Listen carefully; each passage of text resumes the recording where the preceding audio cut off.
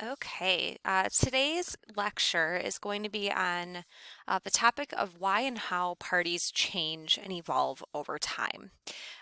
We have been looking at different aspects of political parties, what they are, functions they perform, critical elections and party eras that cause parties to actually completely go away to be replaced by something else. And then we've looked at the two-party system and the role that third parties play in the US. So this is our final topic of the unit, of the chapter. So parties have to evolve if they want to stay in power. If they don't, they're going to lose voters, influence, and their political clout.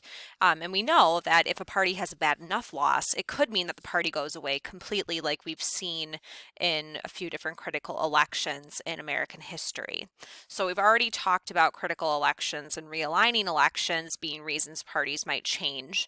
But in addition to that, we've there are several other reasons that parties change and adapt as well. So we'll look at each of these in turn. Now, one reason parties have changed is the emergence of what we call candidate-centered campaigns. So parties used to have a tremendous amount of power in picking who would run for office and how that campaign was run. Parties were needed for name recognition and fundraising, and voters voted more for the party label than the candidate themselves. Now we've had a switch where people, while they might have that party identification, we know that more people actually consider themselves independent or moderate. And so people tend to actually vote more for the candidate than the party. And we started to see this shift in the Nixon era, which also corresponds on with the 60s, which we've talked about being the time when we saw people de-aligning, not aligning themselves with the party and rather considering themselves to be a moderate. Now, there have been some impacts of this shift, especially for parties. Parties don't necessarily like all the time that they don't have as much control over who's running, and they can end up, with candidates that run under a party banner, but kind of challenge the party's status quo, which we saw with President Trump when he ran, obviously as a Republican in 2016. He wasn't considered kind of your traditional Republican, and Bernie Sanders running in 2016 is very progressive, very, very far left, and really challenged the establishment of the Democratic Party. So, one of the big changes then is that candidates really today can run fairly independently of a party. They don't necessarily need the support of a party because it's the voters that they're appealing to. Candidates can raise their own money, and they have other ways to kind of get the voters' support. Again, they can really separate themselves from the party itself.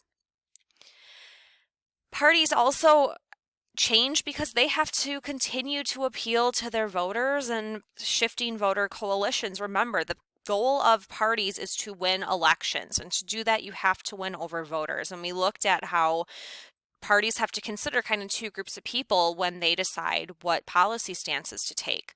You have to keep your loyal base happy. You can't take them for granted. You have to understand that preferences change. You also need to continue to grow your coalition, pull new voters into the fold, win over those swing voters or those undecided voters. So parties have to continually tune, refine, adjust, revise their party platforms, which they do every 4 years, with the hope then of winning over those voters and staying relevant. Changes in campaign finance law. This has also kind of decreased the traditional role of a party. Parties used to be big fundraisers and they would have the bank to support and fund campaigns.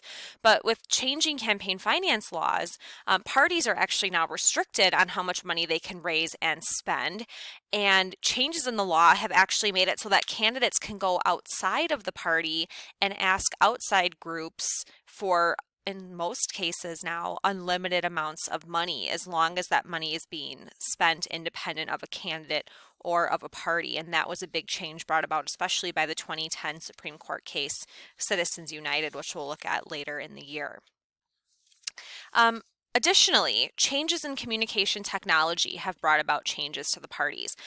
With technology ever evolving, there are more ways than ever to reach voters and present them with information.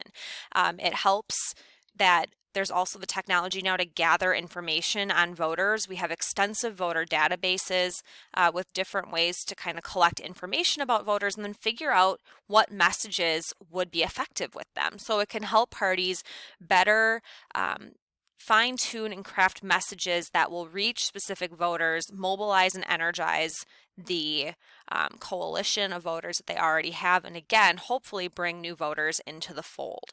So there are several examples of these communication technologies on this next slide here, in different ways that parties can use that communication technology to reach their voters. So the first one is polling and mining databases, and what this is parties can pay different firms to gather data based on web searches and other things like that on voters and figure out what issues matter to them and what types of ads or messaging would appeal to them. So you can get information on voter preferences. That can be very, very useful when you figure out, hey, here's what I stand for. Who would this potentially pique their interest? Who could this win over? Who could this win a vote from? Social media, of course. Using social media to speak directly to voters. Using social media to get your message out there. We talked about it, the media, right? That unfiltered messaging. You don't have to wait for the traditional media sources. You can, up to date, up to the second, live stream, whatever you want to. Communication technology, TV still important, and obviously formal debates are an important way to communicate to voters in prime time, undivided attention, what your stances are on the issues. And it's a chance to kind of see a personality of a candidate, how they engage with their opponent, debating each other formally on those major issues of the campaign. And finally, parties have the advantage of timing. Political campaigns, again, in accordance, working with a party, hire media experts, sometimes employees of the party itself, that figure out how we can time announcements to have the most impact and win over and solidify the most voters on election day. All right. Now for the rest of time spent on AP Gov stuff and class time, whatever you do with that, I have a couple skills practice things for you to work on. One of them is just a political cartoon analysis, thinking about political parties, and then some questions to answer with each of those. So you will answer those on slides 47 and 48 in your lecture note packet. You'll also then see the practice concept application FRQ. Remember that you are writing this in class for a grade on Tuesday. So getting the practice in is really important here.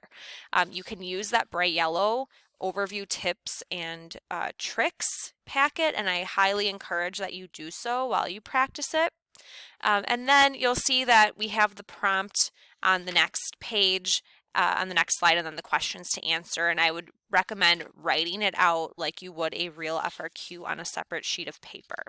And then I'm available to help anybody that wants to go over that and questions if you have them. But make sure that you get this practice in so you have time with this format.